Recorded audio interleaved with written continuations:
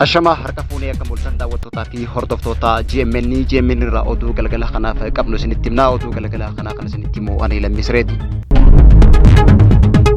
Manni marii magaalaa Finfinneedhaa walgahii idilee afuraffaa ta'een muudama adda addaa yoo laatu miseensa mana marii tokkorraa immoo mirga himatamuu dhabuu irraa mulquu beeksise.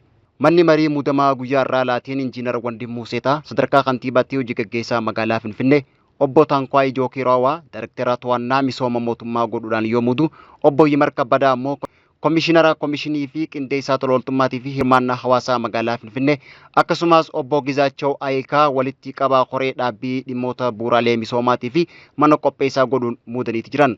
Kana malees miseensota bakka duraan hojjetan irraa jijjiiran kan ibsan yoo ta'u obbo Adam Nuuruu hoogganaa biiroo pilaanii fi misoomaa magaalaa, obbo Biiniyaam Mikiruu hoogganaa biiroo galiiwwanii, adde Habiibaa Siraaj hooggantuu biiroo daldalaa magaalaa Finfinnee taasisuudhaan eefoomsaniiti jiran. Manni marichaa walgahii isaa idilee tanaan miseensa mana marichaa kantii obbo Said Aliitirraa mirga himatamuu dhabuu irraa mulqeeti jira. Mirga kanaas kan mulqe obbo Said malaamaltummaadhaan waan shakkameef seeraan akka gaafatamuuf kan irraa mulqan ta'ullee ibsaniiti jiran.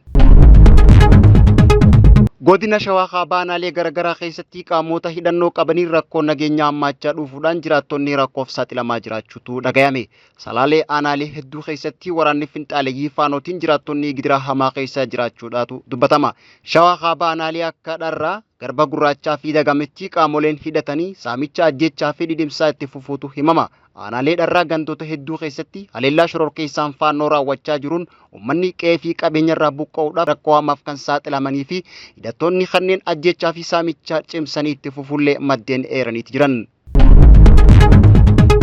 Qondaaltonni Ameerikaa daadhimma walitti bu'iinsa naannoo Oromiyaatii fi Amaaraa keessatti itti fufee jirurratti ministeera ittisa Itoophiyaadhaa Injiinar Aashaa Mahammad wajjin mari'achuu Itoophiyaatti imbaasiin Ameerikaa Finfinnee jiru beeksiseeti jira. Yaa kaleessa ambaasaaddara Ameerikaa Ervin Maasingaa ministeera dhimma alaa Ameerikaatti gargaara ministeera Afrikaa Bahaa Viizant Diil Ispeeraa fi gargaara ministeera ittisaa Maawuriin Faareeliin walitti bu'iinsa naannolee Oromiyaatii fi Amaaraa keessatti itti fufee jirurratti haala furuun danda'amurratti ministeera raayyaa ittisa biyyaa Itoophiyaa Injiinar Aashaa Mahammad wajjin marii godhuudhaan hariiroon waraana biyyoota lameenii kan cimsanii fi naannichatti haala tasgabbiin itti bu'uun danda'amu irratti erga mari'ataniin booda ministeera dhimma alaa Ameerikaatti gargaara ministeera ittisa dhimma alaa Afrikaa Maawuriin Faareel Ameerikaan tumsa waraanaa yeroo dheeraaf Itoophiyaa waliin qabdu gama nageenyaatiin daran cimsuudhaaf fedhii olaanaa qabdi jechuudhaanis ibseeti jira.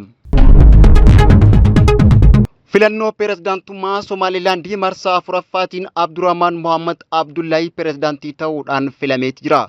Filannoo pirezidaantummaa Somaalilaandii gaafa sadaasaa 13 bara 2024 gaggeeffamteen dorgomaan paartii Waadaanii Abdurrahmaan Mohammad Abdullaahi sagalee harkaa 63 argachuudhaan paartii kulmiyyee bakka bu'ee biyyattii bulchaa ture Muusaa Bii Abdii injifachuudhaan pirezidaantii Soomaaliyaa afuraffaa ta'uudhaan filameeti jira.